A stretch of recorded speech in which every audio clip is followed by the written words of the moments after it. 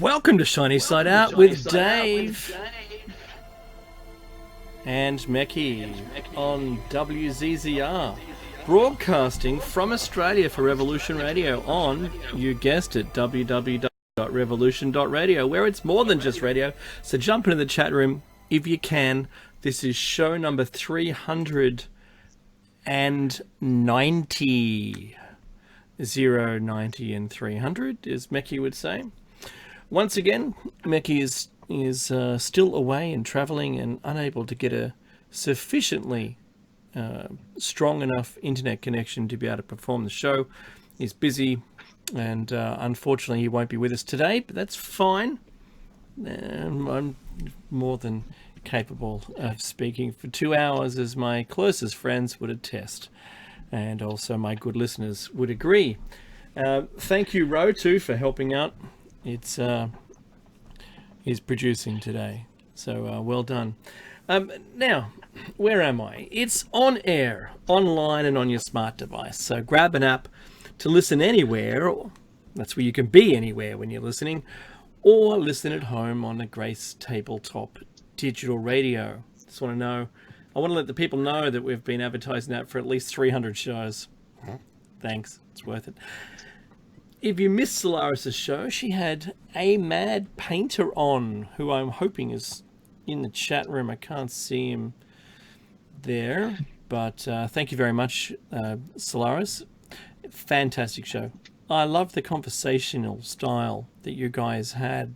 There's a chemistry there and it works really well. And you're both seasoned pros, and so neither of you were talking over each other, and I respect that. There's something that we don't see in everyday meetings that I might be in. When you have the talking stick, you talk, and when you don't, you don't. But anyway, we'll just... I shouldn't have said that out loud. Anyway, if you don't know who I'm talking about, so say you're listening to this on an archive, and you don't know who Solaris is, then it's quite simple. You can find out. You can find Solaris' show in the station's archives, and I subscribe to those, and it's pretty easy. All you do is you set up a direct debit towards freedomslips.com, and you've got access to all of the shows there in the archive, not just Shiny Side Out, not just Solaris' show, but you've got all the host shows, and you can listen to them. They're in MP3, and you can download them and listen to them at your own time, and that's really cool. You really need to do that, and may I suggest that it's not an option. Just do it. It's so much better. Plus, you're supporting the station, and then it takes all the pressure off. Now, the last point is that Meki and I, the Shiny Side Out, because we live in Australia, and I suggest that you do the same wherever you happen to be on the planet. There must have been people looking after the area that you are in now, but back in their day, and that they did a reasonably good job of it. Sometimes it may not be apparent when you're living in a large city. You may not be able to recall a time when it was just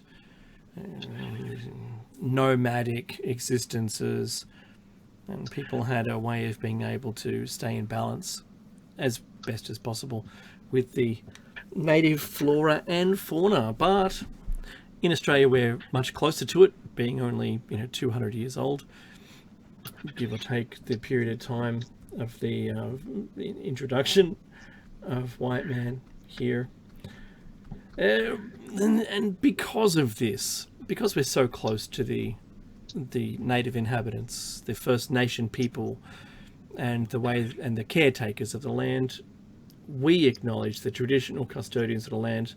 And where I am, it's the Darkinjung, and where Meki lives, it's the Daruk people.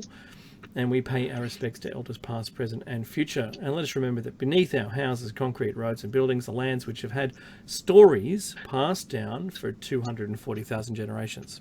That's really important. I think that's the most important. They've been looking after it for a long time. And what have we done? Plundered the damn thing. Who cares? Raped and pillaged. the land, that is.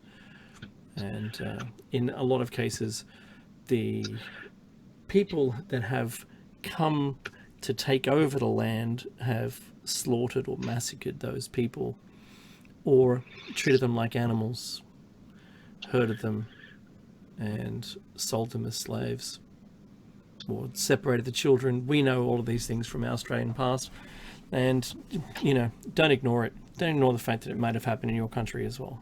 That's all I'm saying. So, to get onto this today's show, we're at the top of the second hour. My plan is to continue talking about megalithic builders. I feel compelled to continue our current show arc, and I will absolutely do that. Now, the thing that I wanted to bring up was, let me find my notes. I had some notes. There we go. Okay, so I have some notes regarding... Now, to be honest, last week's show, I did the same thing and just started to prattle off some news stories. There has been a lot of things that have occurred this week. The Hong Kong protests continue. I think it's, if from count, it's like the 11th week that it's going on. Not sure if you've been keeping up with it. It's gone through what we see in the media as a number of evolutions.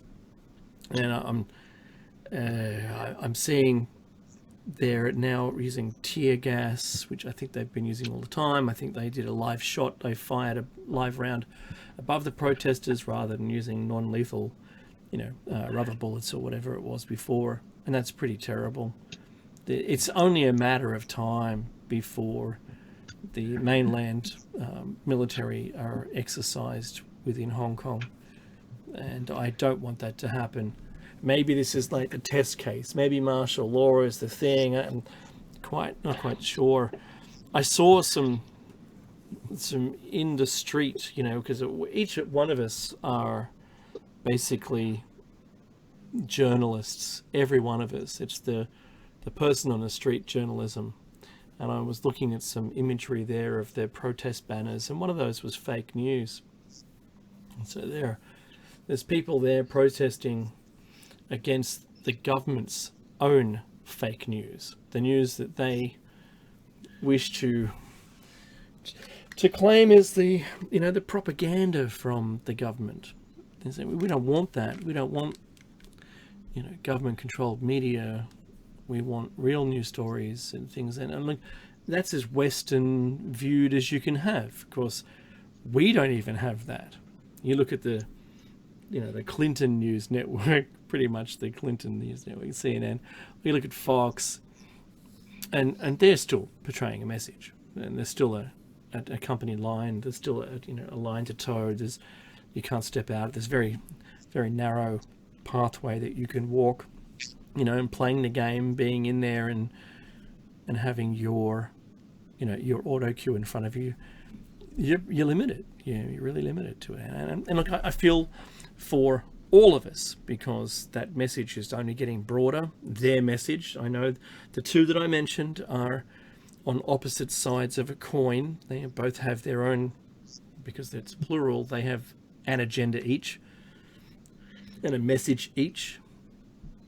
And whatever story comes to the head, there's many, many stories that are buried because of that. They've only got, say, 5 lead stories. They might not even have that many these days in a 24-hour news cycle. But what stories are they burying because of those top 5 that boiled to the top? That's only 5 on the list. There are many more. And I know there's currently a shooting in Texas or something, 70 injured or whatever it is. It's pretty hideous. And, something happened the other day. My friend said, I was talking about the other 2 massacres a couple of weeks ago. And there was 2 that were occurring or had occurred within the same 24-hour period. And I said, did you hear about the massacre? And they said, which one? Oh, the one that was today. No, I mean, which of the 2 are you talking about? And then I realized I never thought I would ask that question, that there'd be 2 on the same day. But I have to give that I want you to take that not with a grain of salt, but understand that murders, and that includes massacres, because it's still a murder, in quantity of people passing away per 100 people is actually less than it was, say, 100 years ago. Like, we're in such a humane society now that while these look extraordinary, the quantity of deaths, which, by hand, that's murders, not when the government send millions to die in a war, but those at the hand of someone else, not ordered by the government. There's some conjecture there, though. Don't hate me. Yes, I know there's conspiracies, and are these people, the big question is, are these people conducting these massacres, are they programmed into doing that through our social media platforms, unwittingly being programmed, even from the creators? Maybe there's an AI now context of this, or maybe there's a CIA, a three-letter agency involved. I'm saying maybe. Those questions are out there, and I'm not here to answer them. Because I truly don't know. But wouldn't it be frightening to know that would be the case, that your government or a part of a government was in control of an individual and steered them into a position where they felt like that was okay now? Remember the thing I spoke to you about any violence which causes death, occasioning death, any violence occasioning death, where it's intentional, not unintentional. It's manslaughter, or manslaughter is protecting yourself, isn't it? An accidental situation, except for those, and I'm not talking about manslaughter either, where you're protecting yourself against the violence of someone else. I mean, let's call it maybe cold-blooded murder, where there doesn't seem to be a motive, but they're just doing it anyway. For that person to accept that that's okay to do, right? You have three things. You have a person, and you have a motive. There's some reason to do it, and they have a weapon. So they're somewhere where there's someone else, and they have a motive, and they have a weapon of some kind. Just saying. So two of those things, like fire, requires heat, flame, and fuel. You take one of those away, the thing's not burning anymore, right? Take the fuel away, there's no fire, because you've just taken the fuel away. You take the fire, you've got heat and fuel, and if you take away, what's the other one? Heat. If you cool it down enough, there's no flames, so there's no fire. The same thing. So if you have those three objects, you have a motive and a person and a weapon of some kind. If you take one of those three things away, so you take away the motive, so that means you can walk around open carry with a weapon, you have no motive, no will to kill anybody, there's no one dead, right? Same thing, you take the weapon away, and it's a person somewhere with other people, and they have no weapon, and they're unlikely to kill someone. Or you take the person away, there's just a weapon sitting there, and there's people, and no one dies, right? So those three components are what are, in combination, they're the things that kill someone. Now, what is it, part of that motive, the conditioning of someone, that makes them believe that it's acceptable? What line is it, and what causes that person to cross that line for them to accept that that's a reasonable thing to do? Because, all of us, if we had, a moral line, and are we going to cross it? We can be tested on where we stand on that line with, I'm just going to put out there Facebook memes. So, and conversations and things that are shared around. And this can be, polarizing material, like, news stories on, or slant of a news story. Memes, there's racism out there, there's just simple hatred, that person, the people who stop on a freeway on-ramp for no reason whatsoever. That's a joke from a movie. Those kinds of things, acceptable or unacceptable as they are, depending on which thing I was talking about, seem okay in the context of the person saying it, because they've been down that path and been faced with a situation in which they believe that that's okay. I'm not saying racism is okay, and I'm not saying murder's okay. I'm not saying stopping on the freeway on ramp for no reason is okay. But for the people doing it, they believe that that's acceptable. And what led them to cross that line? What made it so that their focus was lost? What made it that they were unable to determine which side of the line were they on? Is that a mental disorder that causes that? I'm not saying that I know. I'm not educated in that field. I'm not an expert. What I'm questioning is, it stops us from doing it because there's a line, because we know what side it is, and our morals have been tested to ensure that that line stays in place. That's the same thing about you're able to strengthen that line if you see something you disagree with. It doesn't matter what the genre is. If you disagree with something, you're firming up that line in the sand, for instance. That line in which you don't cross. A lot of humour out there, comics and things, and just funny things out there that you might see, you might laugh because it's crossed the line.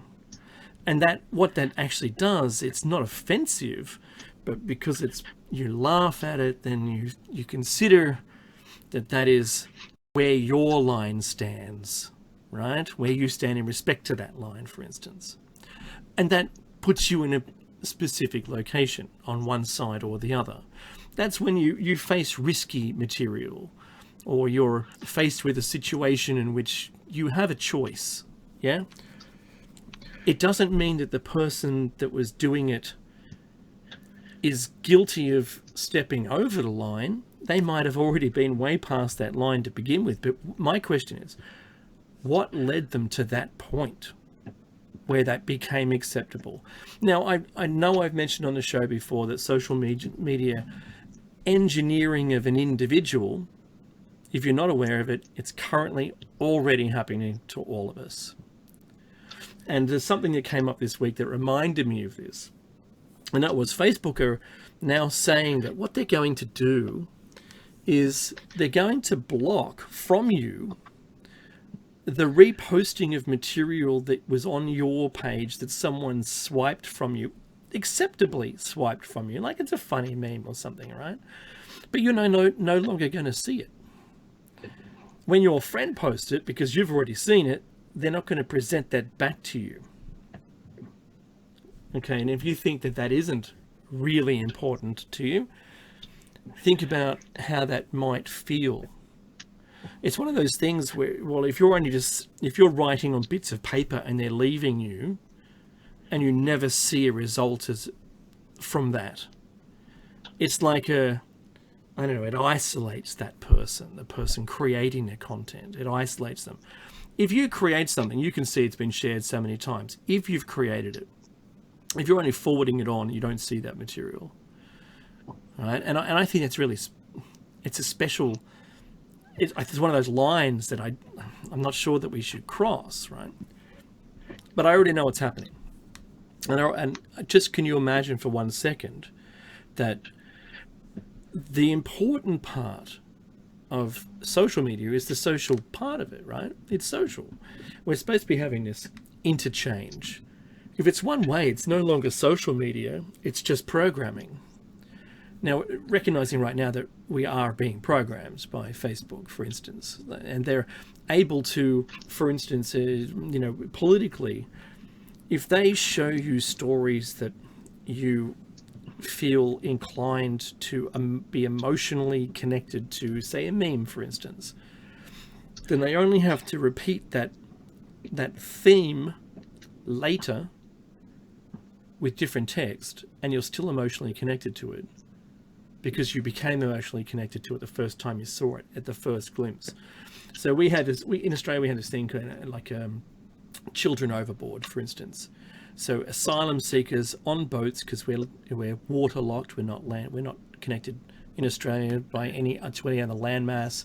People have to come here by boat, and that makes sense.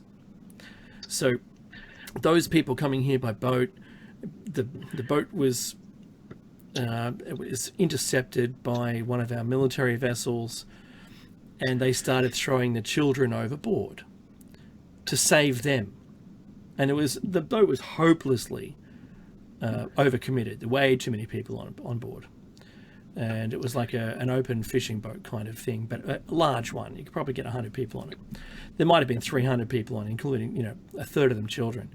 So that the apparent parents, and this is a photograph that was put into the paper that had all these children being thrown overboard. We found out later on, way later on, that was actually fabricated. And I'm not saying in a conspiracy circles, it was admitted by the government that they faked it. And children overboard wasn't a thing, actually. It never happened. But they took some photos of an event, and they used that in the media, and the whole thing blew out of proportion.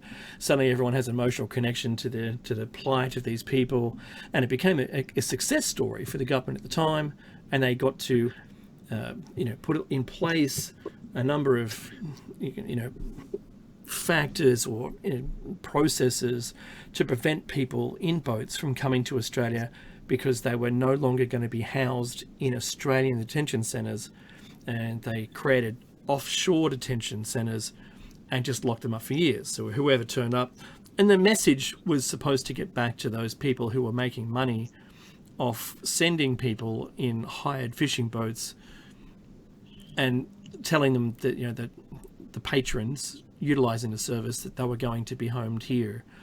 All you have to do is turn up on some shore and walk on shore, and you're done. And well, that didn't happen. And we called them the boat people. Now, sadly, the net outcome of that was there was a reduction of people coming, but the government took control of it, and it became a militarized operation. And then because it was militarized, no media was allowed to investigate anything that was occurring in that regard. Not the quantity of boats or the quantity of people or the plight of the people in those detention centres, and it became illegal in the media to discuss it even. And there was some journalists who went over to one of the islands. So I think Nauru is one of the islands, and they went over there and did some hidden filming, and they all got in trouble. And then one person decided to talk up about the medical condition of these poor people, because there was no doctors, and then some people died because they were refused entry to Australia to be treated. And the countries in which, like these tiny little islands, don't have medical facilities enough to be able to treat anything, right? A broken toenail maybe, right? That's pretty much it, broken arms. Sadly, because of all of that, the argument from the government is that they're successful. But in hindsight, people have come forward and said the whole thing's a complete sham, people are dying, and there's worse plight than the pretend throwing children overboard. So the connection, the emotional connection that you have to that meme of people being thrown overboard. Now you know the backstory. All I have to do is either show the image again and have some other wording, and you'll have such a strong emotional connection. However, we found out it was fake, so then that's all blown out of the water. Could you imagine if there was a person or a program underway by a 3-letter agency, or an AI for that matter, where they just type someone's name in, or they type in the kind of person that they're looking for that would be easily swayed by this kind of material, and then the program just starts its job and sways a person into thinking that killing people would be acceptable. I think it's a thing that could happen, especially if AI was involved. It could do all sorts of things that it wanted, and it would be outside of the guise, or outside of the realm, or outside of the idea, or even legislation forbidding it. It would just occur, and no one would know why. And it's all about that, the moral compass. And are you willing to break your moral compass? And we've found in the past that people are able to be swayed even to do something that they wholly reject. But over time, they're able to be swayed to do something to perform an action which they would be initially completely against. Big problem there. Now, having said that, I've noticed the big change in the feed, my news feed, my friends' feeds to me, and I'm quietly convinced that there is definitely an objective going on for all of us just to be good citizens. The amount of conspiracy material, I don't see almost any of it now. There's almost zero conspiracy feed material coming through to my Facebook. I research it anyway. I research things on my own, and I don't require Facebook. It was never really a delivery mechanism for conspiracy material for me. You know, I look sideways at the news as it is. Almost every story that they blurt out to me requires further investigation, because I don't truly believe every word that I hear. You know, the moment say, you know, like they say the lungs of the earth are on fire. Well, yeah, there's 75,000 individual fires, but is it going to be the end of the world? No. It's 20% of the world's oxygen creation is in the Amazon, but, you know, no one's talking about Africa being on fire. It's got more fires currently lit than, you know, the Amazon. And then there's the Siberian fires, which are still going on, and no one cares. No one seems to, you know, care. That wasn't enough for us to care about, was it? We saw a couple of stories, and oh, well, it's on fire, and that was the end of that. Who cares? It's only tundra, right? It's not the rainforest, but the rainforest is on fire, and so is the tundra. And what happens when the tundra is on fire? Then such a slow growth material as a life form, that it's going to take many, many years for that to recover. It's not like there is a high growth weed that's going to take advantage of the, you know, the vacant ground, and then like you would see this if you chop some trees down in a rainforest, suddenly everything springs up, right? Because suddenly there's light, and the highest growth things are quick to grow, but they're not the ones that will be sustained. You know, trees will outgrow them anyway, and it'll become a forest again in, say, 10 years' time, right? The multi-level hierarchy of canopy, etc., and a certain amount of undergrowth, and a mix of animals that return. But the tundra, it's very short plants that grow there, and there's not a high amount of weeds, because weeds they're really high burn, high growth, light source styled plants, and they're not really for that area. So what happens? You end up with these large expanses of dirt, right? And what happens with dirt and water when there's nothing to soak up the water when it does rain? It just washes away. We're going to see some problems, some big problems. And plants do offer a little bit of insulation as well. So, you know, we might see some faster warming. I mean, green is the middle wavelength, and all the other wavelengths from the sun's light are absorbed by the plant. If it's dirt, it's going to receive all of the wavelengths and heat up faster. So, I mean, look, if you asked me, which no one really has, I would probably suggest that maybe we've seen some intentional burning of our plants on the planet. I mean, intentional as an overall view, not as an individual little tiny company that wishes to, rather than cutting down the forest, because that uses petrol, and as people, we can just set fire to it, and we have a very similar result, right? And it's like one match, and it doesn't matter anymore, and then we can plant our, palm trees to get palm oil. I'm not sure that it's that micro style. I think it's a macro style of destruction, rather. And look, it's disappointing. Nonetheless, it's disappointing. But if no one cares about African fires and you only care about the Amazon, I think you're sort of like maybe a little bit misguided. And if you see so many fires, in Australia, we've got, I think there's over 1,000 fires currently going on that no one cares about. No one cares.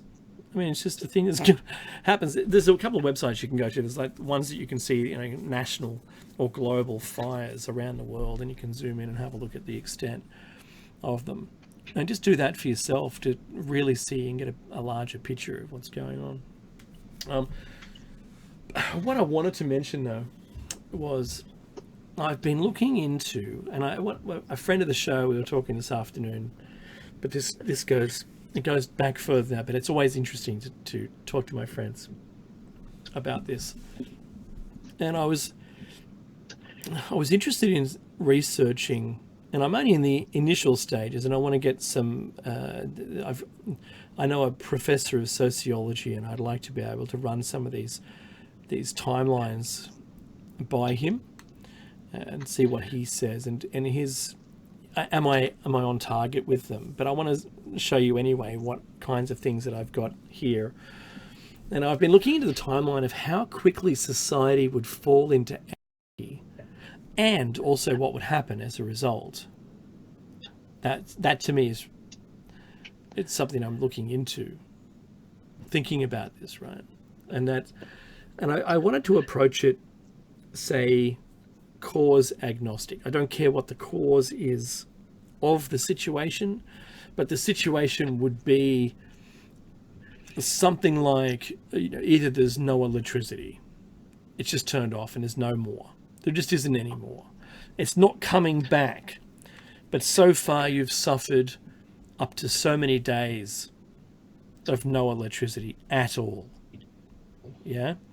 So from any grid at all, and I'm in, just for the moment, I'm going to exclude generators and solar panels and off-grid living. But for the most part, as an example, with no electricity, for instance, or something like, there's no vehicular transit. So maybe borders are sealed or isolated, or there's a pandemic, or you could have something like, fire raging through and destroying infrastructure, or you could have severe flooding where infrastructure is also damaged, or your transit methods are, your interstate transit methods are all destroyed, so you've only got local resources. Maybe bridges are wiped out because they take a long time to repopulate, right? Bridges, they're large engineering, there's engineering around it, and there's things you've got to make to populate them again if they were wiped out. Also, maybe an invasion. And when I say invasion, I mean something like what we saw, the amount of maybe they're refugees, maybe climate or climate crisis refugees, people who can no longer live in their country, and suddenly you're swarmed with millions. It's not your fault, but it's happened. The worst case scenarios that I always play with is an impact of some kind, whether it's on land or in water. Maybe there's only a tsunami as a result of an earthquake. Maybe there's, and we laugh about this, and I know that a Mad Painter and Solaris were talking about, addicts, drug addicts of some kind. But maybe zombies of some kind, right? West Nile virus, maybe it mutates further, and you become, you succumb to it, and it causes muscular tissue damage and causes scarring on your muscles, so then your muscles are less effective and they don't have the full range of movement anymore. And it's also, it can affect the brain and the pathways in the brain, and maybe you lose a lot of your capacity to make good judgments, right? Maybe just earthquakes, or even at worst case scenario, there's a gamma ray burst that cooks one entire half of the planet. Or if the gamma ray burst wasn't sudden and maybe was prolonged for a couple of hours, that it would be more than one entire half of the Earth, because the couple of hours, at least the Earth would have rotated and cooked a little bit more. Maybe it boiled some ocean away or something like that. And it may be solar flare, and it was like an EMP, or we saw a crustal shift or something like that, and it burned out all our electrics. We have no more power. For whatever the reason, imagine that there's no more services. So your bank accounts don't work, your You can't get fuel anymore, right? There's no fuel for your generators, for instance. The sun is still there, and we haven't gone into a nuclear winter. So I noticed that I didn't put war in there, because that's a different situation. I was trying to work out how long it would be for you as a social experiment where you would change your morals, where your moral line would escape you, where you'd be able to easily jump over it and start behaving in a way that you wouldn't normally do. So I'm not saying that you've got firearms or anything like that, but I'm just saying, you know, for the general populace, what would it look like? Now, the common expression is that 3 meals and is anarchy. So if you prevent your people from having 3 meals, then they would revolt against you, right? And that's from a top-down view. But from a street view, I know that where I live, we were without power for 7 days. I think it was connected on the 7th day. Everyone was running generators, and you know, you could see that in the valley that I live in, you could see I overlook a valley, and there was housing throughout, and you could tell when a room was lit by a candle, when it was lit by an LED torch, or people had like a gas light of some kind. Maybe they're camping enthusiasts. For whatever technology, you can actually tell what it was by looking down through the valley. And that was really interesting, that we lived for 7 days on, there's certain things you can do, like, for instance, if you have a freezer and a fridge, and maybe it's 2 separate units or a single unit, pull it out from the wall and lay it down on its back. First tip, if you don't think the power's coming back, because every time you open it, all the cool air rushes out and it's replaced by your room temperature air, and then you close it back up. But if you lay it on its back and you open the door slowly, you're going to leave the cool air in there, and the things will last longer. Surely you've got to eat the ice cream first, and it's fun. But then as things start to thaw out, and it does take a long time, if your freezer is packed full of stuff, when it goes off, it'll last longer.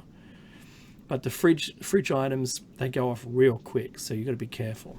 And you don't want to start mixing them with the freezer items, because it'll make them go off as well. And you're trying to find ways of cooling things down, like in the old school way of hanging wet tea towels over something in a basement so it doesn't get hot.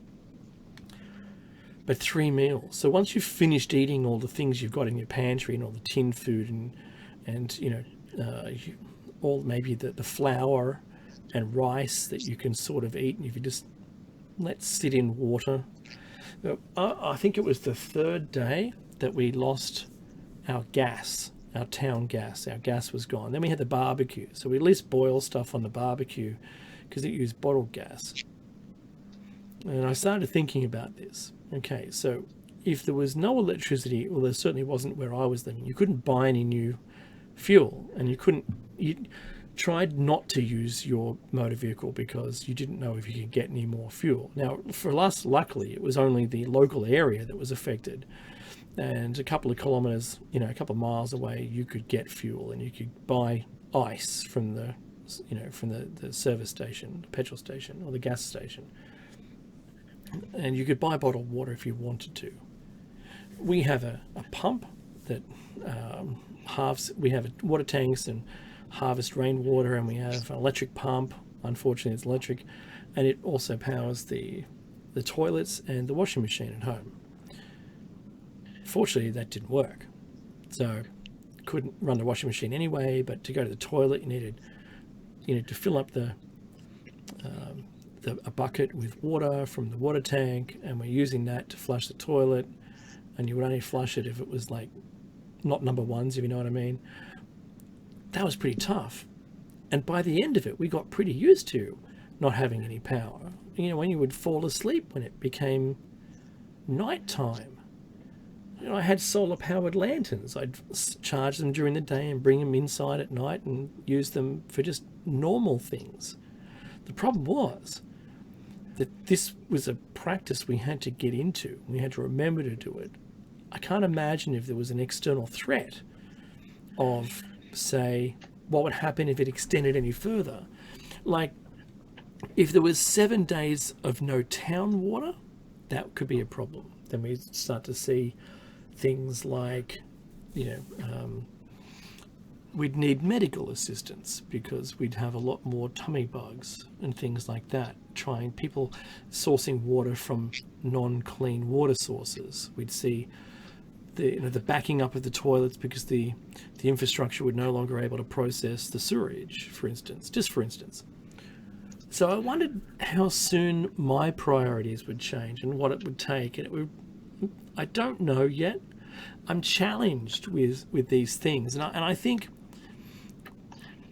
if I knew it wasn't coming back on, for instance, if I knew the power wasn't coming back on, and I started to see maybe by the second week martial law coming into effect, because I had a wind-up radio and I could still hear that the radio, the transmissions from the government radio station, for instance, which we have still here, I could hear that broadcast giving us some updates and some expectations. But if there weren't any expectations and there was no radio, then I think we'd start scavenging after about 7 days. It really wouldn't take very long. And I think as soon as scavenging started, then martial law would be instigated almost pretty much straight away. Pretty much. I'd have a hard time thinking that it wouldn't. And 4 weeks in, I'm sure that the people who were providing other essential services would no longer turn up to work. I think that would be a really hard stretch for people to turn up to work at about 4 weeks after there being an event of some kind. I mean, it could be sooner. It just depends how soon you run out of food. Because how far can you go reliably to get food and come back again safely? That's your concern, right? That's the only concern you've got. Because when I start to think about how quickly people with maybe high needs people, elderly, maybe people who rely on medications, or are mobility restrained or constrained people who can't get around, right? Those people, if you had to move, would be a really hard thing to take with you. You would, but I'm talking about an abandonment of those kinds of. It would be a drain on your community. I think it would be really hard to do. I think you'd have to make that. You have to cross that line. And I was challenged with this in this discussion of where is your line on these topics, and how soon would you be looking at crossing them? So 2 to 3 months in to there being nothing, there'd be collections of safe groups. There's groups of people who are committed to either they've travelled a long way and found a farm and are willing to help on the farm, as long as there's an excess of resources or there's multiple farms around and you can trade, that would be sufficient, right? That would be a reasonable thing to expect to occur. And those people wouldn't have had to have crossed very many lines, but maybe they had to cross that abandonment of the high needs elderly or the medicated or the mobility, challenged people to get to those safe groups. Maybe that's what they needed to do. Or even the possibility of gang wars already starting up. That's certainly something that came up in our conversations as well. That there'd be people who maybe they were weaponized already to start with, or maybe they happened to cross one, or maybe they were in a situation where it was them or you, right?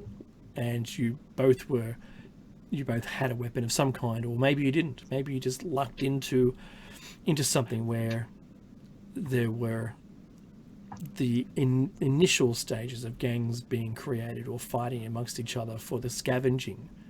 And maybe it evolved from the scavenging up until there was these groups of people who were fighting for King of the Hill in that region, in the territorial gangs of scavengers.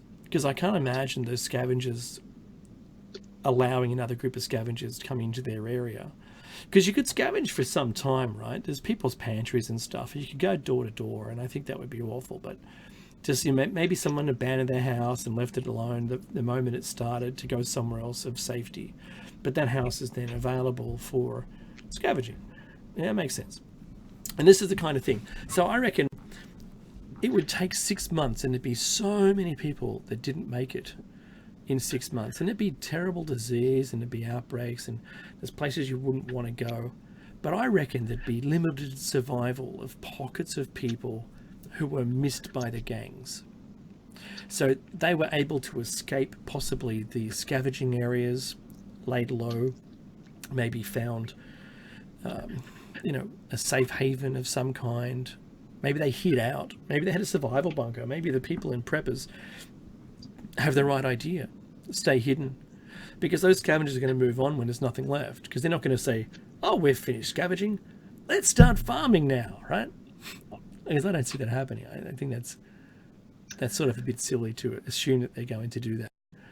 And it got me thinking, where would I be on all this? I think I would have to take those steps and judge them one by one, and as the things occurred, make my choices. It'd be so hard. Can you imagine it? So when it all settles down and you've got, like, you know, there's a farming community and you're doing some sharing now, and you're pretty secure in what you've got, and, you know, you're trying to forget the things that you had to do to get there, and you start a new life. When would you start noting down what it used to be like to pass it on? Or would you even bother? I'm sure there's ways of being able to pass it down. Would you write it down? Would you do pictographs? Would you hieroglyphs? Would you do it orally? Would you just have schools where you aggregated all of the knowledge that you had in your team and pass it down to the next ones? Because it may not come back. And I reckon after 6 months, if there's no power, it's not coming back. Maybe 3 months, maybe even 2 months. If there's no power, it's not coming back. These are the funny thing is, right? I don't think this stuff day to day, but I'll tell you, it comes up from time to time, and without there being a solid rock or someone next to me telling me that it's preposterous, I run the scenarios. My brain is like the worst case scenario generator, and I'll run through it all the way to see just how far I'm willing to proceed. Now, I have skipped some items in there. I'm not going to give you everything at the same time, but I consider it. And so, I mean, war's different, right? So if your country was invaded by another country, for instance, the situation would probably be different. I don't think they're going to come and slaughter everyone. I just don't think that's the thing. Probably lock you up for a while, and then once it all settled down, you know, you'd probably be released, and you're made to live under the new regime, right? That's if you don't mess it up and go crazy.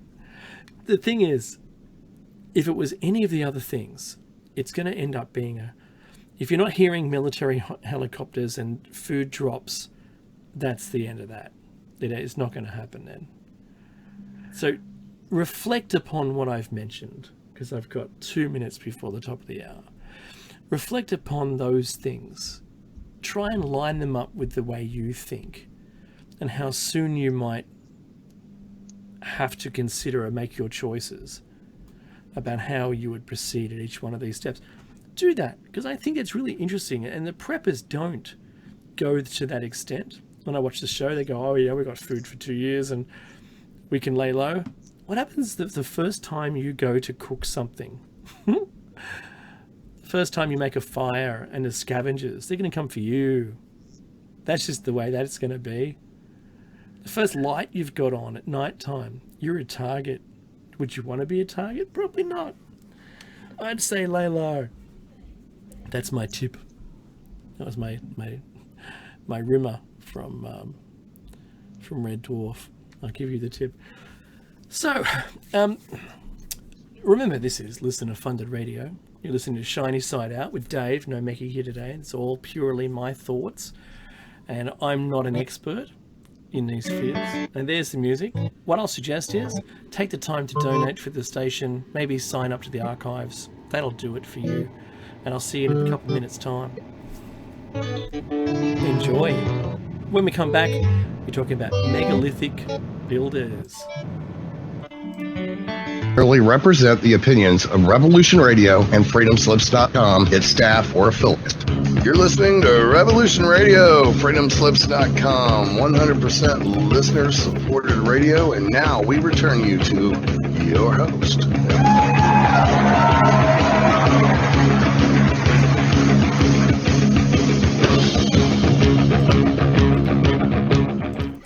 You're back with Dave and Meccy's Shiny Side Out on freedomslips.com, the #1 listener-supported talk radio on the net. So push the donate button or subscribe to the archives for only $5 a month. For me, it cost me $5.95 because of our darndest exchange rate, which I think is down to 67 cents to for it's the other way around. So $1 US buys you 67 cents Australian. How's that sound? No, that would be the other way around, wouldn't it? No. So $1 Australian gets us 67 cents US. That's better. Anyway, look, if you're new to Shiny Side Out, you can ignore my financial advice that I just mentioned with the Australian dollar exchange rate, because I'm pretty useless at that. But if you're a new listener, thank you so much for joining us. Thank you for allowing us into your lives. And we're glad you're on board. So it doesn't matter whether you follow, subscribe, or any other method of doing that in the social media platforms. We're just glad you're on board. Thank you very much. We hope to make your journey into all of this knowledge an easier one. We do the research so that maybe you don't have to. You're welcome to, and you're welcome to use our material to start your research, because we've collected the information from, usually from publicly available sources, so that you didn't have to. Right? Some of our show notes, for instance, the show notes today are 61 pages long. I won't read. I'll get through a couple of pages for sure, but certainly we won't be making much of an effort against them, I don't think, in an hour's time. Now, this is show number 390. As Meccy would say, 0, 90, and 300. This is Megalithic Builders Part 3. Having already done 2 other shows on this, and in the same show arc, with using the same show notes. So it's a continuation of those, I should say. Now, we're talking today of the Baalbek Temple, not the Baalbek Temple, the Jupiter Temple, and the quarry of megalithic blocks. Now, as you've probably, just to give you that picture in your mind, I'm going to find I've got a slideshow. So if you're watching this, not that one. If you're watching this on YouTube later, because we pushed some archives up there just for us, I do have a megalithic stone structure slide deck. There it is. I found it. Okay, so during the slide deck, I'm sure you'll see a monumentally large. It's a megalithiccally large stone block with maybe 30 people standing on it, and that's the one I'm talking about in the beginning of the show. The other thing you might notice in the slide deck are similarities between the megalithic structures found all around the world.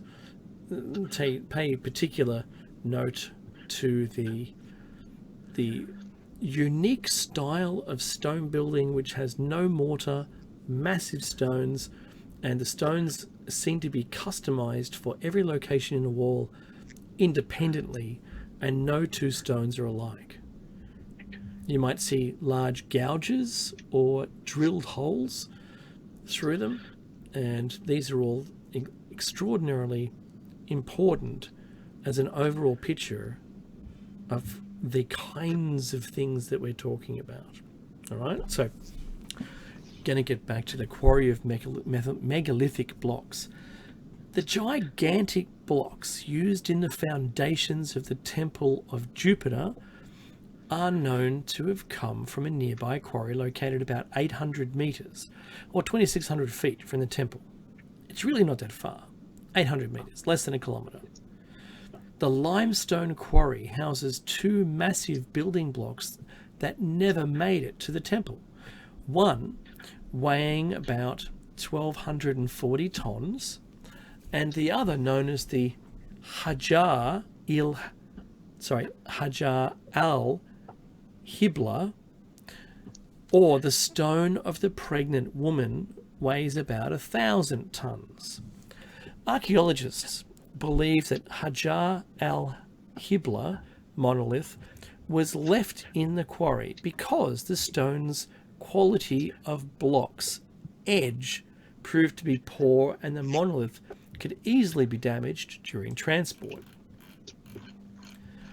According to Discovery News, the German archaeologists' team have now found a third building block next to the Hajar al-Hibla stone, and underneath it, still partially buried, the monolith measures 19 meters long, it's about 64 feet in length, 6 meters in width, and about 5.5 meters on the other edge.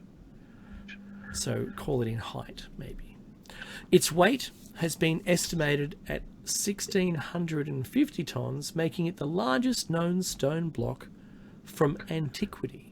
Think about what that means. That's the largest single stone block that we've found that was, its intention was to be moved 800 meters down the road. And there's a quote here, and it says, "The level of smoothness indicates the block was meant to be transported and used without being cut, yet again, in one piece." The German The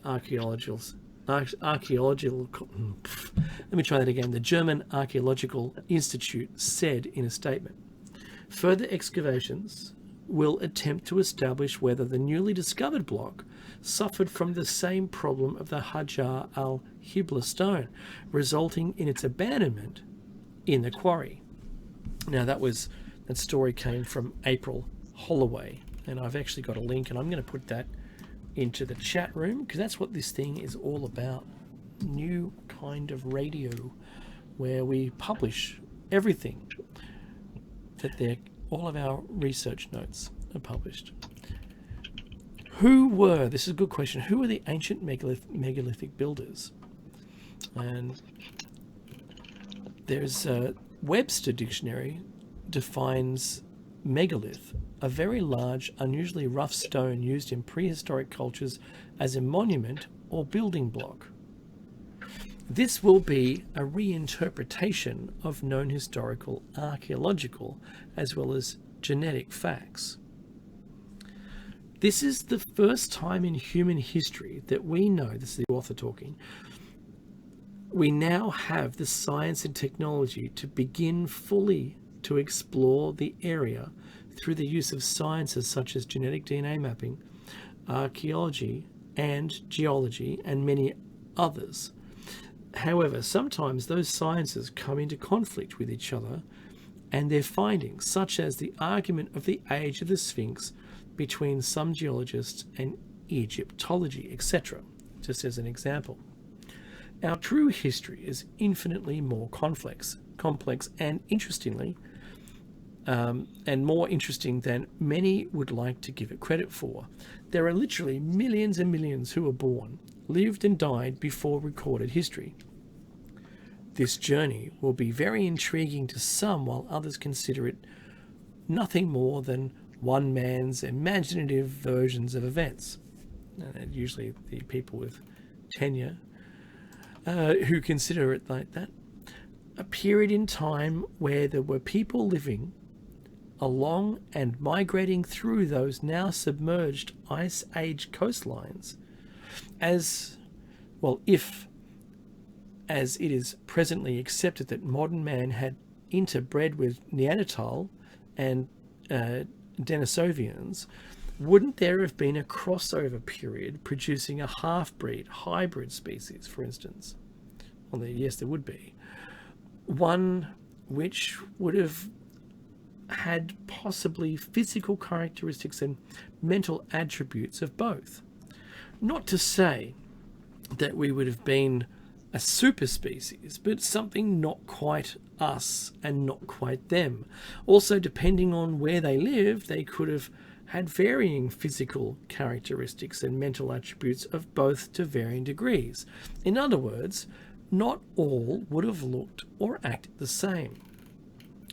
Some groups may have had an increase in strength from our Neanderthal, Denisovian lineage, coupled with greater mental capacity of Homo sapien.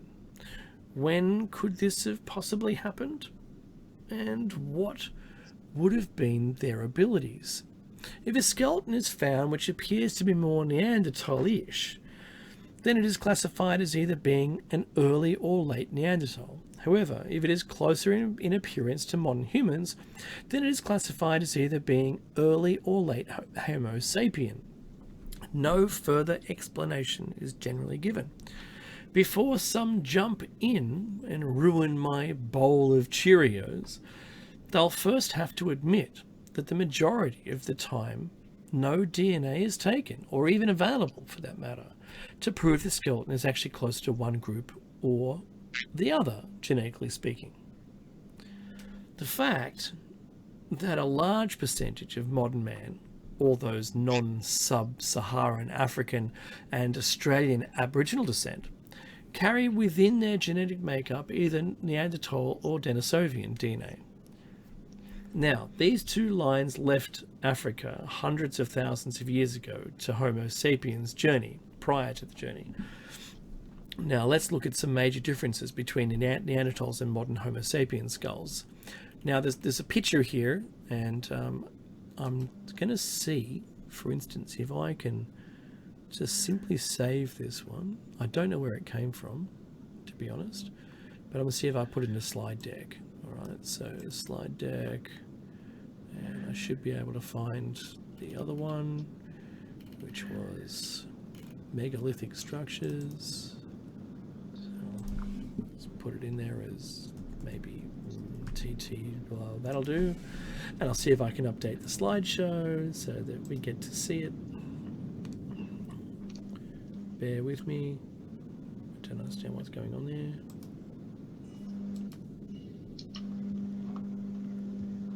I really don't know what's going on. Oh, maybe it's just taking a long time to populate. So there's two images, and side by side they. Let me see if I can paste it into here. I don't think I can. Maybe I can. Nope, didn't work. So, just saying that there's two images, and there's a human skull on the left, and on the right there is a Neanderthal skull. Now, the Neanderthal skull had a sloping forehead, large brow ridge, larger nasal openings, larger, rounder eye sockets with weaker, less pronounced chin, and a slightly elongated appearing skull. That aspect we will revisit later, but just stay with me on this. While on the left, the modern Homo sapiens skull, as we know it today. Let me see if I've got this image. Oh, wait a second. Let's start with a T. I'm going to add that one. I think I've added it. All right. The question that arises is, if Homo sapiens interbred with them, then diluted their lines out of existence, then wouldn't we find some residual evidence in present-day groups of people who may show signs of remnants of both skull types? We have seen such a group of people in our recent past. Have we seen one? I wonder.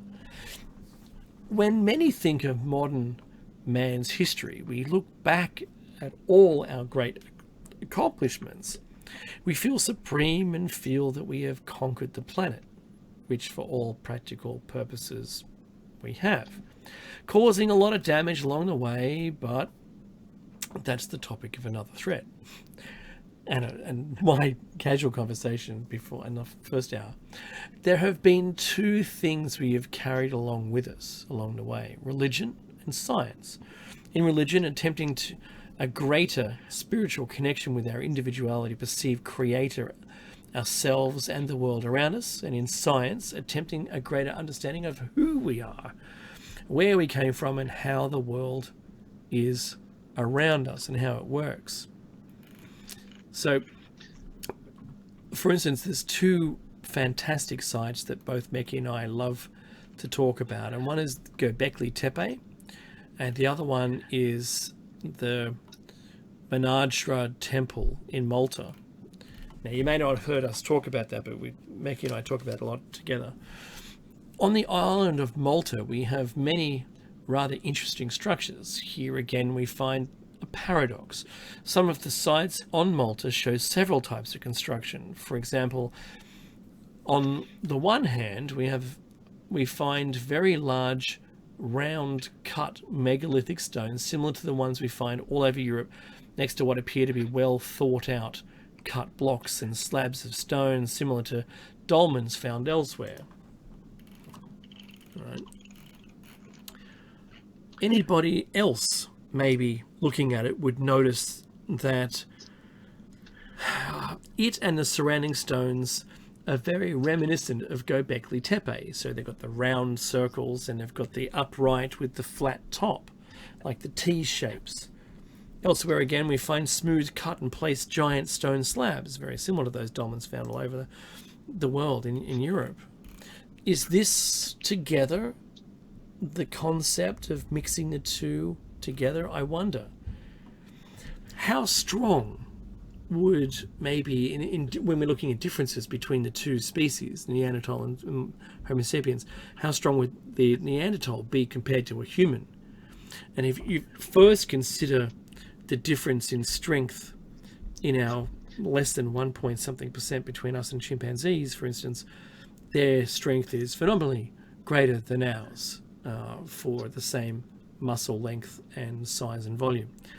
For starters, massive broad shoulders are indicated by a scapular breadth that is about 8% larger than the modern human contemporaries. Neanderthals and anatomically modern humans did live side by side for several millennia. You got to remember that. The other thing that we can compare to Neanderthal are the muscle attachments. For the pecs in Neanderthal, they were enormous, up to twice the size of today's average. I wonder if that's the same with Arnie, right? Can we use Arnie as an example, just the modern person who doesn't have to do anything extraneous or strenuous? Neanderthals had shorter, wider humeral, which is the upper arms, which combined with the shoulders suggests substantial rotor cuff muscularity. And get this, the bones in their forearms were actually bowed from muscles that must have powered a grip that could crush stone. Think of that. All of this upper body musculature was anchored on a solid foundation of massive quads. That's the thigh muscle that specialized in explosive power and side-to-side movement. So they'd make great rugby players, for instance. Be awesome. What a game. Neanderthals versus sapiens. Wouldn't that be good? This would have made Neanderthals' fingers and thumbs upwards of twice the strength of modern humans, for instance. And Lumley Woodyear in 1973 determined that. Also in 1992, it was determined, and there's a quote here, thus Neanderthals were probably better at throwing than their modern contemporaries.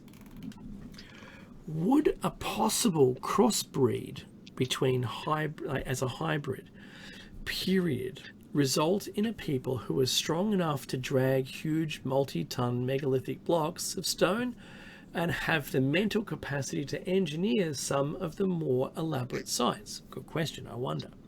Many of the earliest megalithic sites contain such massive stones that we in the modern world struggle with the idea of cutting, moving, and placing such monstrously sized stones. We think about how primitive they must have been back then at the time. They were supposed to be primitive. But if we struggle with it today, oh my goodness, right?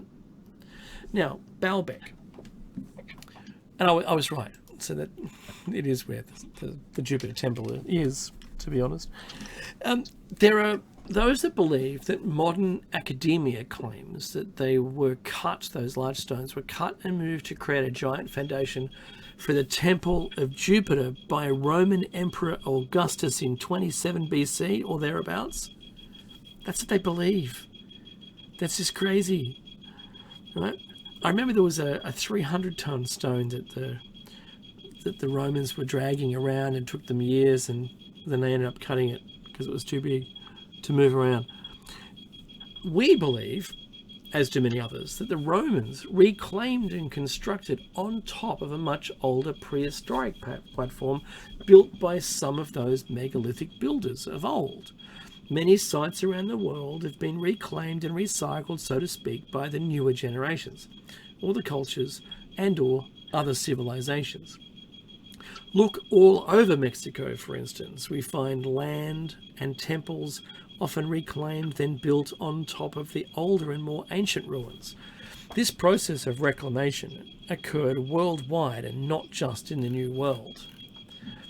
If you look closely at the foundation stones of the Jupiter temple, you'll notice that they're absolutely massive, and they're consistent with the stones in the quarry of equal size. And the only ones that we're able to see are the ones that are along the edge, not the ones that filled in the rest of that building across the entire platform, because there's a structure on top and we can't see it. You'll also notice that when you look at a picture and there's a person sitting on what looks like the edge of the base foundations, halfway up the side there's a huge block, and then there's no more large blocks after that. The rest of the foundation is filled in with much more manageable stone sizes. We can clearly see two different types of construction, like in the Aztecs and in Mexico, and I was watching some videos, and you can see what's meant to be called the Mayan work or the Aztec work, and then there's the post work, and then you can see the Spanish stonework, and they're all different styles. But the megalithic stone structures are the same across the planet. That's something you've got to notice. And you can clearly see the difference between them. But look, I'm going to speculate here, right? Since we're speculating, what other locations around the globe can we find possible artistic representations of a possible older line? In ancient China, there can be found ancient paintings which seem to show some rather peculiar physical traits, which can be seen and interpreted as possible signs or knowledge of other types of people. In fact, that may depict certain, albeit diluted, physical characteristics among those of their own ancient cultures.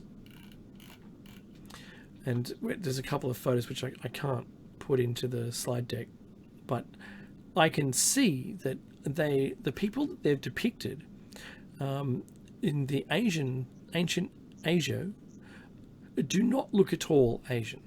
They look rather more muscular, a lot more facial hair, and they look maybe like the hybrid between Neanderthals and modern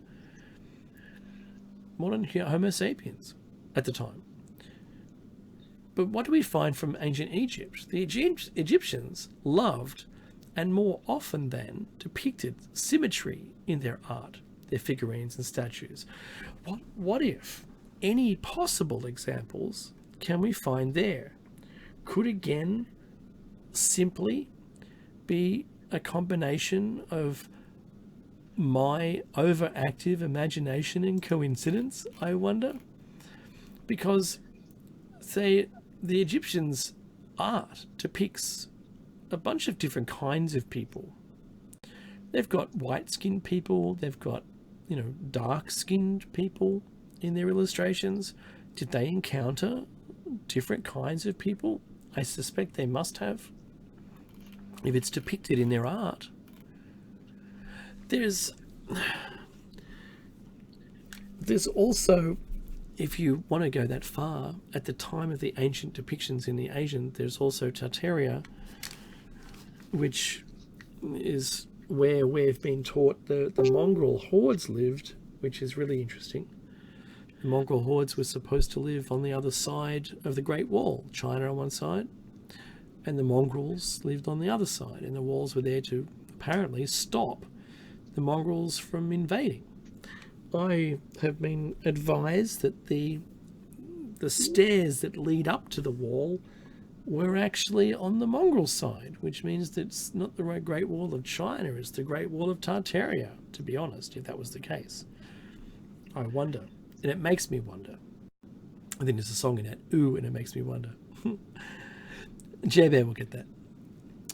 We cannot discuss ancient Korea, Japan, or even China without first mentioning the ancient people known as the Jomon. The Jomon culture was 1050 CA to 300 BC. Wow. So 1050, I mean 10,500 CA. Think about that. All the way up to 300 BC. The Jomon period, which encompasses a great expanse of time, constitutes Japan's Neolithic period. Its name is derived from the cord markings that characterize the ceramics made during the time. Jomon people were semi-sedentary, living mostly in pit dwellings arranged around central open spaces, and obtained their food by gathering, fishing, and hunting. While many excavations of Jomon sites have added to our knowledge of specific artifacts, they have not helped to resolve certain fundamental questions regarding the people of the Proto-Literate era, such as the ethnic classification and the origin of their language. You may be the missing link. Oh yeah, okay. That's very funny. Hyro, thank you. I will. I'll share the show notes with anyone who wishes to. Not a problem at all. Now, there's several different kinds of structures where extremely large stones are placed on top of two upright, flat stones, which are flat, vertical stones, and then a piece laid on top, sort of like the pi, the symbol for pi. Right? Does it make sense? I hope that makes sense when you're listening. Around the world. And the North Korean Academy of North America discovered ancient human fossils originating from about 100,000 BC in the lava at a stone city site in Korea. Fluorescent and high magnetic analysis indicate that volcanic fossils may be from as early as 300,000 BC. The best preserved Korean pottery goes back to the Paleolithic times around 10,000 BC, and the Neolithic period begins around 6,000 BC. Wow. There is the Korean dolmens, which we've already mentioned, but I'll continue. The Ganghwa dolmens in Korea has the highest concentration of dolmens in the world, with over 30,000 possessing between 40 to 50% of the world's total. The island of Ganghwa contains several dolmens, one of which has the biggest recorded stone in South Korea and measures 2.6 by 7 meters by 5.5 meters, which is 101 meters cubed. The Ganghwa dolmen, and it's Gang HWA, if you want to have a look at that on Google. Dolmen, D-O-L-M-E-N. The Ganghwa dolmen are accredited with capstones weighing 300 tons. Wow. And there's 28 of those at Gochang. When discussing the ancient Jomon, many have their opinions, usually based on the modern day nationalistic values, as to their source of origin. Below is a map that I'll have to describe to you, showing the Chinese view, how the Chinese view their possible migration. And they're basically saying that they came out of Yap and went in, the east and the west. They went into Africa and they went towards China, and then they moved south down to Cambodia and the Asian Peninsula. The oversimplistic nationalistic Chinese view of events seems a little ridiculous. During the period in question, there were no national boundaries, no artificial lines drawn on maps. This is a period in time way before even ancient China existed. It seems that if there were an ancient group of fairly sophisticated builders, that they would have migrated as they saw fit, following along rivers to the oceans and hunting along animal migration routes, for instance. Interesting. Now, there's Japanese ruins underwater, and I think we all know about those. They look amazing. They're angular cut stones. It looks like it's either granite or basalt. And the sea is risen above them, and it's, I think, 30 meters down. But we're getting to the story. A possibly prehistoric site was recently found off the coast of one of Japan's southernmost islands. It was not built by anyone. It is mostly a large single site of living rock. It was possibly carved on or used during prehistoric period in time when the location was above water. There is plenty of circumstantial evidence for this activity. This site should be recognized as an early sign of ancient man in the area. And there's a couple of really cool images of it. And it looks like a stepped, like a single rock was carved to be able to house a city of different levels, like a 1, 2, 3, 4, maybe 4 or 5 levels height. Middle of it's higher than the extremities, so everyone would get a view, for instance, if you're doing it today. And I can see large stairs which are impossibly large to you wouldn't create them that large. You couldn't climb up them unless it was a very much larger human or person or thing, creator.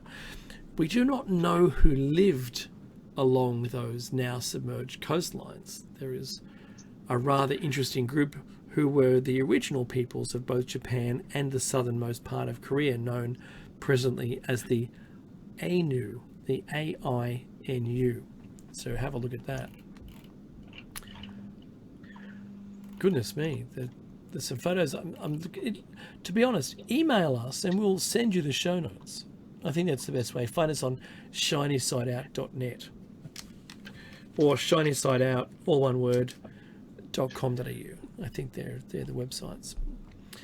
Or you can find us on Facebook as well. Shiny Side Out has a group. Do that. I think I've even created an account as Shiny Side Out, so we might find two. They're both us. Look, there's the people, those Ainu people. They lived. They moved northwards from southern Japanese islands during the last of the Ice Age melt-off. They were known for looking very non-Japanese and almost European and Caucasian, and were known for being very physically robust. However, they were not European and Caucasians descent. They do look like maybe a hybrid between the Neanderthal and the Homo sapien. It's quite possible, because we don't know what one looks like.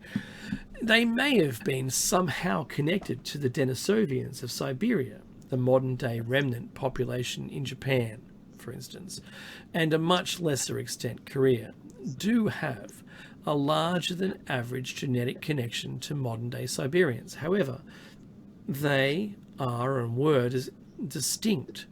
Here, there's a picture of a rough comparison between the Ainu and the typical modern Japanese and Korean, and it's very explicit on the differences between the two. For instance, a sloped forehead, more Neanderthalish square eye socket, larger, more pronounced brow ridge, larger, more Neanderthalish nasal openings, and the weaker, less pronounced chin, for instance, and exactly the opposites on the other side. And there's some questions here. How did Neanderthal compare to modern man again? And there's some imagery regarding that and the skull shapes. And also modern day Japanese Ainu descents look very, maybe, or I could even say South American / Italian, Spanish looking. Very, it's distinct. You would notice. And I have to say that the picture doesn't look very Japanese. Yet his DNA does not match modern Europeans either. If his lineage was traced far enough back, would it connect with an earlier line of migrated through Asia to the Pacific in prehistoric times? Don't know. We haven't tested it. But they then had to migrate north to higher ground to Japan, Korea, and early China as their land flooded out during... Oh, what on earth was that? That's not me. Moving along. What did the earliest possible prehistoric Pacific Ocean traveling race look like? Were they similar in appearance with the ancient Japanese Ainu? Were they related to the Melanesians, which show Denisovian DNA genetic connection from Siberia? I don't know. Were they simply their own isolate and now extinct genetic offshoot, maybe, which sailed across the oceans? Can we possibly find some stylized art created by those ancient Pacific Polynesians who still remembered those who came before them and reflected that knowledge in their art and carvings?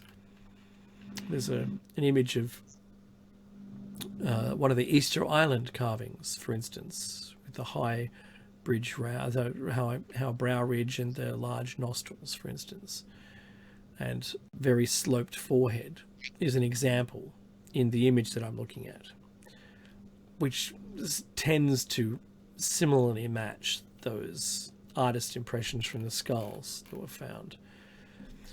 And then we have Easter Island on its own. What if in prehistoric history the Pacific was explored and colonized by these possibly ancient hybrids? We do find megalithic structures throughout the Pacific island chains, yet oftentimes the islanders themselves clearly state that they were built by some previous ancient people from long ago. Remember, they don't claim ownership. I think that's really important to remember. A little known fact about Easter Island is that besides the well-known statues, there are also giant cut and placed megalithic blocks which from a much earlier period in their history. And that same rock style is matched in say Machu Picchu, for instance, in the ancient foundation stones, not the stones that were built on top. And also Chichen Itza, I think is the one, and Tiahuanaco. That same stone structure is there as well. And in Peru and Bolivia. It's crazy, right? That these same people lived all over the globe. It's the same. We are to believe that these people spent all their time carving, cutting, and moving giant statues and blocks, yet lived in huts and later in caves when civil war broke out between the islands. Original two different types of people. Think about that for a second. What if those early historically known islanders came across a few older statues perched on some of those possibly prehistoric blocks and emulated what they came across and started carving their own? there does seem to be a much larger percentage of low quality, smaller statues from a much more recent period. Or what if the later historically known Polynesian sailors came across a remnant population of a much older seafaring race, who most of them went on to South America, whose descendants left their mark in places such as Machu Picchu? Good question. Maybe they got out of the Pacific by the Polynesians and found their own place, which when asked by the Spanish if they, the Incas, built them, the Incas would have laughed and stated very clearly that they were from some ancient period way before them. It's very interesting. I'm looking at those same original constructions right now. Now, keeping with this line of thought, those earlier people later, through the descending generations, aggregated down to a more modern appearance, say the cloud people. That's what they say. Who were the people the ancient Incas fought great battles with before they finally succumbed to the diseases that the Spanish brought with them in their conquest of the New World? Good question. How would an ancient crossbreed of hybrids this far east appear? Thinking of Asia again. Well, again, one would assume they would have a slight mixture of features from both Neanderthals and modern man. They would theoretically have a slightly raised brow ridge, possibly larger than normal nose, and maybe even extend rear cranial lobe. An extended one. I think I've got one of those. Extended rear cranial lobe. It seems that there's a picture here of a large-nosed person, exactly as described, reconstructed image of the controversial Kennewick, Kennewick, man, recently found in northwest US in the state of Washington, fits the bill nicely. Many have commented on how, when the reconstruction is viewed from the front, he resembles Patrick Stewart, the actor of Star Trek: The Next Generation fame, and therefore must have been an early European connection. And there's a comparison photo. Why you'd compare him? There's the Olmec, the Kennewick man, and Patrick Stewart, who are very similar in shape and size. Well, of course, we have no idea of what Kennewick man's hair, eye, and skin colours were, leaving him bald and pale. I too would agree that he does show many similarities with Europeans, but what if he were from another stock? What if the European predecessors and his ancestors came from a similar but much older line, say the Siberian Denisovan line? And the Siberian Denisovan line is one that we'd been looking at from Tartaria's point of view. What about the earliest Americans? Is there residual evidence of these early megalithic builders in the New World? We do find many instances of early cultures and civilizations of the New World, or in the New World. We find huge megalithic blocks cut with extreme precision among the ruins that I've outlined in my fairly recent thread. This is Tiwanaku, Pumapunku, and the Real Mystery, says the author. In it, the author discussed the possibility of the sites in question being much, much older than what is accepted by modern academia. And we share that view too here in Shiny Side Out. But what about other locations, and not just Peru? Well, many here are familiar with the Central American history of the Aztec, Mayan, and Olmec. What evidence do we have, or do we find among their remaining relics? How did they portray themselves? It's interesting to note that they had a rather peculiar way of portraying themselves. Oftentimes, they are shown with sloping foreheads, larger than average noses, weak chins, etc. If you look closely, you may even see a small hint of an extended brow ridge, which makes for a rather unique appearance. Wouldn't you agree? Asks the author. Now, I'm looking at some images here, and once again, I will happily and gladly share the show notes with anyone who emails me or messages us. Now we move on to elongated skulls, one of my favorite topics, because of all the things that can separate you, this is one of the ones that becomes inexplicable. You're not able to argue against it. It's definitive, and it suggests that science should take note. And we all know the elongated skulls of Paracas. I think the DNA is now found to be of Siberian Denisovan red-haired DNA, or has I think 60% or something like that, to that. Brian Foster, who's been on the show a number of times, and we keep in contact with each other, shared that with me recently. And I think it's very important for us to understand that the bodies found in the caves in a fetal position that have red hair and elongated skulls were the people that the Mayan and the Aztecs said ruled them and will come back one day. That's why they basically didn't fight the Spanish with their red hair. Back to the show notes. One aspect of Neanderthals, and possibly others, that seemed to be overlooked is how the back of their heads was shaped. Now it is widely known among those who have studied the subject that they had a rather interesting rear protrusion known as the occipital. I put an extra symbol. Occipital protuberance shown in the image, and it looks like the rear of the skull is extended rearwards only, not upwards.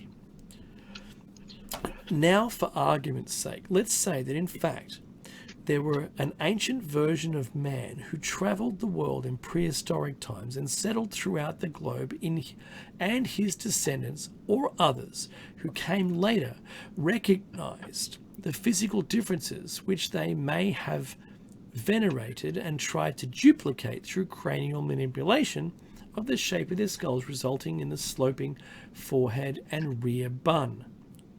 That's called cradle boarding or deformation. We see this type of activity all across the globe from many scattered peoples. There had to be something other than aliens to draw them together, or sometimes possibly a certain recessive genetic trait of this earlier crossbreeding that comes out. Just trying to connect all the dots here is all. Half European men share King Tut's DNA. A very interesting topic. Scientists at Zurich-based DNA Genealogy Centre, the iGenea, reconstructed the DNA profile of the boy Pharaoh, who ascended the throne at the age of 9. His father, Akhenaten, and grandfather, Amenhotep III, based on a film that was made for the Discovery Channel. The results showed that King Tut belonged to a genetic profile group known as the haplogroup R1b1a2, to which more than 50% of all men in Western Europe belong, indicating that they share a common ancestor. Akhenaten and his descendants were all well known for having oddly shaped, slightly elongated skulls, which has been speculated on from being a genetic abnormality, which was the result of recessive genetic trait. And I too share that same odd trait for some reason. Posted July 12th, 2007, Like Tutankhamun, the mummy was found to have an elongated skull due to a congenital condition, dolichocephaly, that'll have to do, in which abnormally early fusion of the bones of the skull during development restricts the width of the head, and also like Tutankhamun, the mummy was found to have a cleft palate, which I don't have, luckily, impacted wisdom teeth, and slight scoliosis or abnormal curvature of the spine. It is therefore probable that the individual had a genetic link with Tutankhamun. Probable isn't 100%. That's a leap. When I see the sculpture, I cannot say that they're the same myself. But you do your own research. So the final point that I'll make today is, and I'm just going to write here, show 391, which is the next show.